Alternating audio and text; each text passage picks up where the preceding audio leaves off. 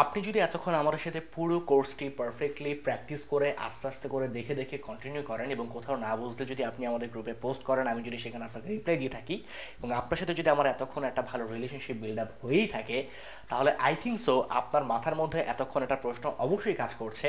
আচ্ছা ভাইয়া, তাহলে যদি এরকম হয় যে আমরা কোনো একটা ওয়েবসাইটে ফেসবুক পিক্সেল ইন্টিগ্রেশন করেছি এবং সেখানে আমরা কনভার্সন এপিআইও ইন্টিগ্রেশন করেছি, তাহলে যখন একজন ইউজার আমার ওয়েবসাইটটা ভিজিট করছেন তখন তো তাকে ফেসবুক পিক্সেলও ট্র্যাক করছে, আবার কনভার্সন এপিও ট্র্যাক করছে। তাহলে কি আমার ইভেন্টের ডাটা ডাবল হয়ে যাবে, নাকি এটা সামহাও কোনোভাবে ফেসবুক বুঝে ফেলবে? Good question. অ্যান্সার হচ্ছে ডাটা ডাবল হয়ে যাবে। ফেসবুক বুঝে ফেলবে তখনই যখন আপনি ফেসবুককে সেটি বুঝিয়ে দিবেন। সো এই যে ইস্যুটা বা এই যে প্রবলেমটা, যে কনভার্সন ইপি এবং পিক্সেল অ্যাট এ টাইম একটা ওয়েবসাইট ইউজ করলে পরে ডাটা ডাবল হয়ে যাওয়ার একটা চান্স থাকছে। পারচেস হয়েছে একটা, বাট যেহেতু দুইটা সোর্স থেকে ডাটা আসছে তাহলে ডাটা ডাবল হয়ে গেছে এখানে। এই প্রবলেমটাকে সলিউশন করা বা এই প্রবলেমটাকে বলা হয় ইভেন্ট ডিডুপ্লিকেশন। আজকের ভিডিওতে আমরা সেটা দেখব কীভাবে করে সলিউশন করা যায়। খুবই সহজ একটা জিনিস। আপনাকে জাস্ট ফেসবুককে বলে দিতে হবে যে ফেসবুক, আমার ওয়েবসাইটে যখন একটা ইভেন্ট সম্পন্ন হচ্ছে ফেসবুক পিক্সেলের থ্রুতে, তখন সেই ইভেন্টের একটা আইডি হচ্ছে এবং কনভার্সন এপিআইয়েরও একটা আইডি জেনারেট হচ্ছে। যদি দুটো আইডি সেম হয় বা যদি দুটো আইডির নাম্বার যদি সেম হয়, তাহলে তুমি বুঝবে দুটো আইডি সেম, মানে একই পার্সন করেছে। আর যদি ডিফারেন্ট হয় তাহলে তুমি বুঝে নেবে ডিফারেন্ট। সিম্পল। সো ধরেন আপনি এবং আমি অ্যাট এ টাইম একটা ওয়েবসাইটে ভিজিট করলাম যেখানে পিক্সেল এবং কনভার্সন ইপিআই দুটি ইন্টিগ্রেশন করা আছে। এখন আপনার ক্ষেত্রে যে পিক্সেলটা ফায়ারিং হয়েছে, আমার ক্ষেত্রে কিন্তু সেটা ফায়ারিং হয় নাই, ডিফারেন্ট কিছু ফায়ারিং হয়েছে। এখন এটার সাথে যদি একটা আইডি জুড়ে দেওয়া যায়, মানে ইভেন্ট আইডি যদি জুড়ে দেওয়া যায়, তাহলে কিন্তু ব্যাপারটা খুব ইজিলি সলিউশন করা পসিবল।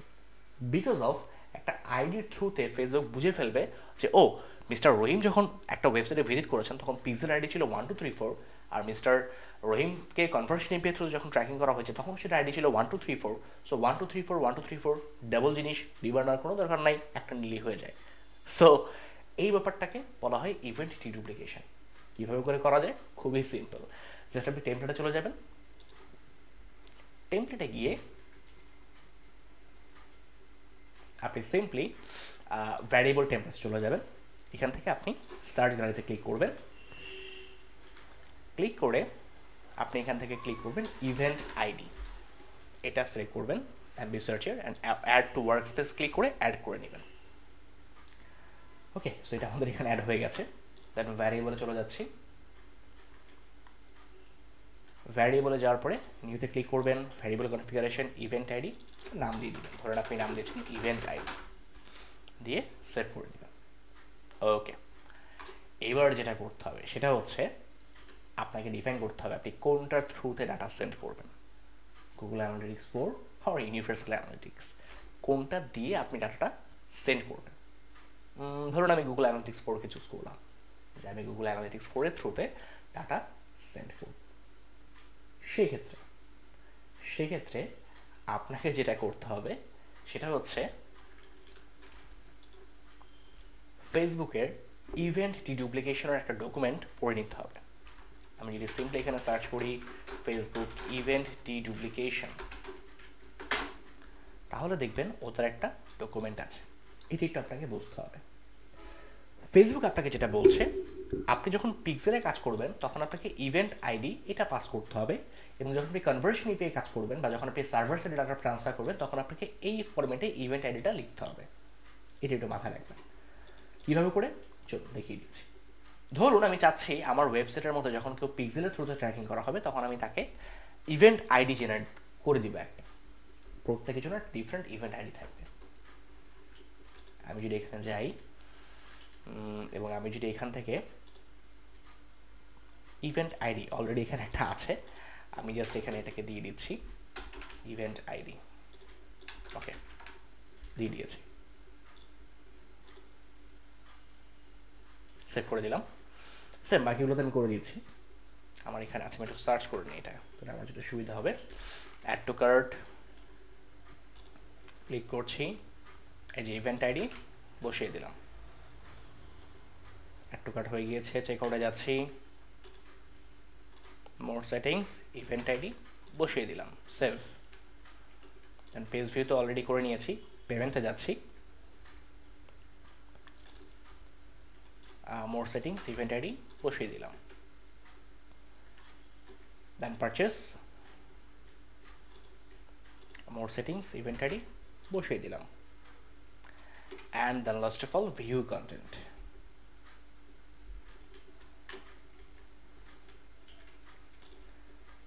ওকে, সো এখানে যাচ্ছি, বসিয়ে দিলাম। এবার আমি যাচ্ছি GA4 এর থ্রুতে কাজটা করার জন্য। খুবই সিম্পল প্রসেস। GA4 লিখছি, এখানে সবগুলো চলে আসে, তাহলে এখানে অ্যাড টু কার্টে যাচ্ছি, যাওয়ার পরে এখানে যাচ্ছি, ইভেন্ট প্যারামিটার যেটা আছে এখানে ক্লিক করছি, অ্যাড টু রো, এখানে ইভেন্ট আইডি বসিয়ে দিতে হবে। ইভেন্ট আইডি ভ্যালুর জায়গায় বসাতে হবে ইভেন্ট আইডি যে প্যারামিটারটা আমরা একটু আগে ভ্যারিয়েবলটা ক্রিয়েট করেছি সেটা, জাস্ট বসিয়ে দিলাম। অ্যাড টু কার্ট হয়ে গেছে, চেক আউটে যাচ্ছি, অ্যাড টু রো, সরি এটা এখানে যাবে, এটা এখানে আসবে। চেক আউট কমপ্লিট, পেজ ভিউতে চলে যাচ্ছি। আচ্ছা, পেজ ভিউতে একটু সার্ভার সেট নিয়ে কাজ করতে হবে। আচ্ছা, এখানে একটু আমরা সার্ভার সেটের যে ইউআরএলটা আছে সেটাকে আমরা একটু বসিয়ে দিই। আমরা একটু যদি এটাকে বসিয়ে দিই এখানে, ওকে হয়ে গেছে। এবার ইভেন্ট আইডি, এটা কিন্তু কনভার্সন এপিআই এর থ্রুতে সার্ভার সেটে যাবে, এই জন্য আমরা এখানে কনভার্সন এপিআই এর যেটা আছে সেটাকে বসিয়ে দিচ্ছি।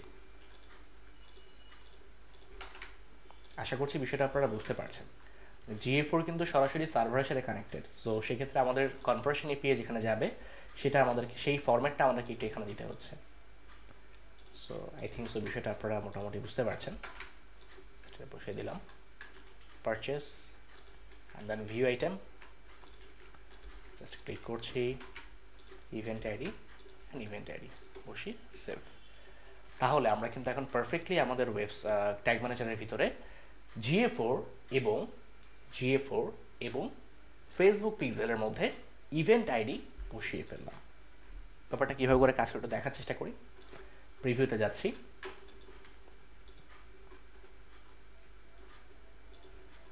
এখানেও প্রিভিউতে যাচ্ছি, নেক্সটে ক্লিক করছি,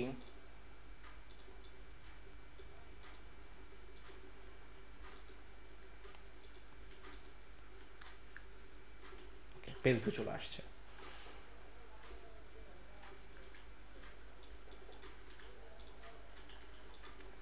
এটা কিন্তু ফায়ারিং হয়নি, ট্যাগ ফায়ারিং হয়নি কেন? বিকজ অফ এখানে বলা ছিল ডাটা ট্যাগ হবে ক্লায়েন্ট, বাট এখন তো ডাটা ট্যাগ না, এখন হবে GA4। জাস্ট চেঞ্জ করে দিচ্ছি, GA4 সেভ, একটু সাবমিট করে দিই, বাদ দিয়ে আরেকবার একটু প্রিভিউ মোডটা ওপেন করি, তাহলে বেটার হবে। এগুলো হচ্ছে জাস্ট কিছু মানে মিনিমাল কিছু ট্রাভেল শুটিং। আশা করছি বিষয়গুলো আপনারা বুঝতে পারছেন। সো আমি একটু একটা পেজ ভিউ করি, খেয়াল করে দেখুন পেজটা ভিউ করার সাথে সাথে আমার এখানে যেটা মানে ডিফাইন হয়েছে পেজ ভিউ, সেটার ঠিক নিচে একটা ইভেন্ট আইডি চলে আসছে, দেখতে পাচ্ছেন? সো এই যে ইভেন্ট আইডিটা এখানে জেনারেট হচ্ছে, এই ইভেন্ট আইডিটা কিন্তু সেম এখানেও জেনারেট হচ্ছে। আমি একটু যেটা দেখানোর চেষ্টা করি আপনাদেরকে, সরি এখানে না, রিকোয়েস্ট থেকে যদি আমি এখানে চলে যাই, খেয়াল করে দেখুন এখানে একটা ইভেন্ট আইডি জেনারেট হচ্ছে, ঠিক লাস্টে 808.4, সেম এখানেও কিন্তু সেম 808.4, তার মানে এই দুটো কিন্তু ম্যাচ করছে, দেখতে পাচ্ছেন? এবং আমি যদি একটু এটাকে আপনাকে যদি একটু লাইভ দেখাই, তাহলে আমার মনে হয় বিষয়টা আপনারা খুব ইজিলি বুঝতে পারবেন। আমি যদি একটু এখানে যাই, আমি যদি এখান থেকে যদি একটু ওয়েবসাইটটা ভিউ করি, খেয়াল করে দেখুন আমার এখানে ব্রাউজার থেকে একটা মানে সাইট থেকে একটা ডাটা আসছে, এবং কনভার্সন এপিআই থ্রুতে আরেকটা পার্ট এখানে আসবে, যেটা সার্ভার থেকে আসবে। এটা একটা পার্টে চলে যাই, আচ্ছা ব্রাউজার থেকে আসছে, সার্ভার থেকে এটা এখনো আসছে না, আচ্ছা না আসছে, এই যে একটু সময় লাগছে, GA4টা একটু টাইম নেয় বাট করে দেয়, ঠিক আছে?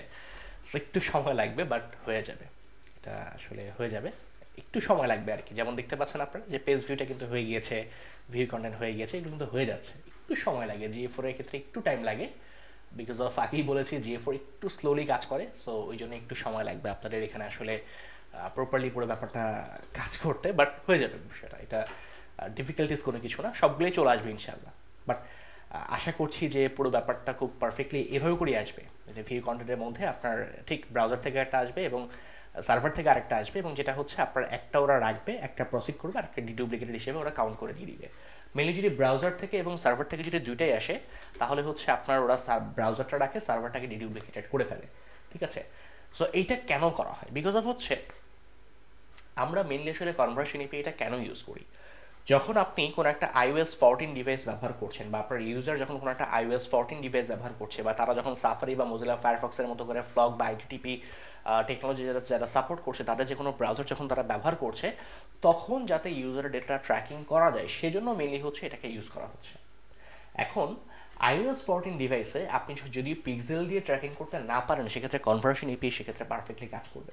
বাট আপনার ওয়েবসাইটে যদি থার্ড ওয়ার্ল্ড কান্ট্রি, লাইক আমাদের মতো বাংলাদেশ থেকে যদি কেউ হচ্ছে নর্মাল কোনো ডিভাইস থেকে যদি ভিজিট করে, তাহলে সেক্ষেত্রে কিন্তু পিক্সেলও সেখানে কাজ করতে পারে, কনভার্সন এপিআইও সেখানে কাজ করতে পারে, এবং যদি আপনি দুইটাকেই কাজ করান, তাহলে আপনার দুইটা ইভেন্ট মিসম্যাচ হয়ে যাবে, এবং সেক্ষেত্রে হচ্ছে আপনার ডাটার কোয়ালিটি আরও ভালো আসার একটা ভালো পসিবিলিটি থাকে, ঠিক আছে। সো এই হচ্ছে মূলত বিষয়, আশা করছি ব্যাপারটা আপনারা বুঝতে পারছেন। আচ্ছা, আমাদের এখানে কিছু বিষয় এখনও আসে নাই, লাইক পারচেস এখনও আসে নেই। ইউজার এঙ্গেজমেন্টটা আসলে হচ্ছে GA4 এর একটা কাস্টম ইভেন্ট, এটা ওরা অটোমেটিকলি ট্র্যাকিং করে। এটার জন্য আসলে আমরা কোনো রকম কিছু আমরা ওয়েব কন্টেনারে করিনি, সো যার কারণে কনভার্সন এপিআইটা যেহেতু GA4-কে ফলো করে আসছে, সো অটোমেটিক ইভেন্টটাও সেখানে ট্র্যাকিং করে পাঠিয়ে দিচ্ছে। আর পেমেন্ট ইনফো চলে আসবে, পেমেন্ট ইনফরমেশন একটা হয়ে গেছে, সো এটাও আশা করছি হয়ে যাবে ইনশাল্লাহ, সমস্যা হবে না। তো আশা করছি বিষয়টা আপনারা বুঝতে পেরেছেন যে কীভাবে করে পুরো প্রসেসটা কাজ করে। অ্যাকচুয়ালি আমাদের যেটা মূল উদ্দেশ্য, যে আমরা পিক্সেলের থ্রুতে যদি কোনো ডাটা সেন্ড হয় এবং কনভার্সন এপিআই থ্রুতে যদি কোনো ডাটা সেন্ড হয়, তাহলে দুটো ডাটাকেই আমরা যাতে আসলে ফেসবুককে বলে দিতে পারি যে এই দুটো ডাটা আসলে একটা পার্সনের, একটা ইউজারের ডেটা। সো যাতে করে সে আসলে মাল্টিপল টাইম এটা যাতে কাউন্ট না করে, বা সে যাতে এটাকে ডাবল কাউন্ট না করে, সেটা হচ্ছে আমাদের মূল উদ্দেশ্য। সো ইভেন্ট ডিডুপ্লিকেশন করাটা আসলে খুবই ইজি একটা ব্যাপার। জাস্ট সিম্পলি আপনাকে আপনার ফেসবুক পিক্সেলের মধ্যে ইভেন্ট আইডিটা দিতে হবে, যেটা আমরা একটা টেমপ্লেট ইউজ করে দেখিয়ে দিয়েছি আপনাদেরকে। আর সিম্পলি হচ্ছে আপনি খুব সহজেই একদম ইজিলি আপনি GA4 বা যেটা থাকবে, বা আপনার ইউএ বা ইউনিভার্সাল ল্যাঙ্গুয়েজ যেটা থাকবে, সেখানে আপনি জাস্ট ওই সেম ইভেন্ট আইডি যেটা টেমপ্লেটটা আছে বা ভ্যারিয়েবলটা আছে, সেটাকে যদি আপনি অ্যাড করে দেন, তাহলে সেটা পারফেক্টলি কাজ করা স্টার্ট করবে। সো আশা করি বিষয়টা আপনারা বুঝতে পেরেছেন। বাসায় যদি প্র্যাকটিস করেন, আই বিলিভ আপনাদের পুরো ব্যাপারটা একদম ক্লিয়ার হয়ে যাবে।